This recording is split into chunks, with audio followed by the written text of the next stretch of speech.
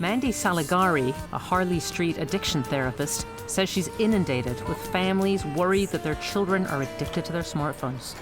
I mean, people get so hurt by social media use, the dependence on likes, the desire to belong, which is a core social motive. I'm seeing people presenting with things like eating disorders, self-harming behaviours, anxiousness, stress, depression, and they're kind of like the symptoms that come as a result of this fight through this technological forum to belong.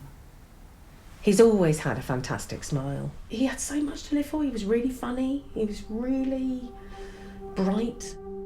Lucy Alexander believes it was having access to a smartphone that proved devastating for her son, Felix.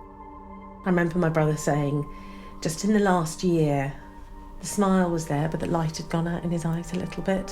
Which social media kicked in when he was 13, 14. It became more all-encompassing. A quarter of Britain's children have had a negative experience on social media. Felix's case was extreme. He was mercilessly bullied on Facebook and Twitter. It was relentless. He couldn't move away from it. It came home with him. I would find he would come downstairs in the middle of the night to check out what had been said about him. You know, if you took away the phone, you know, life was over. It was, you know, oh, how can you do that? How can you take that away from me? He was welded to it the whole time. Lucy moved Felix to Pershore School, but the hate followed him online. After 3 years of bullying, in April 2016, Felix stepped out in front of a train. It was horrific. But when I went back into his room, everything was tidy. And a little note just saying, I love you, Mum.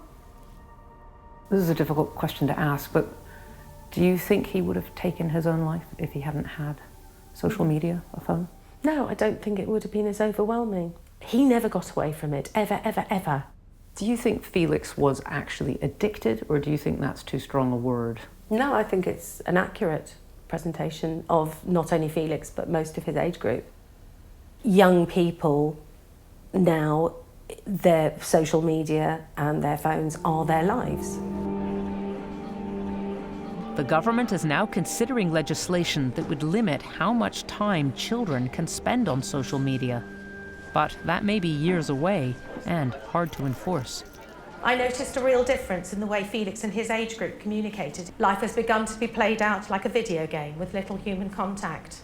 Lucy Alexander went back to Pershore School, which tried to help Felix after he was bullied. She thinks the answer is to raise awareness. The pressure to look a certain way, have the right number of friends or followers is huge. And it's very easy to feel unworthy or unlikable if the numbers aren't good enough.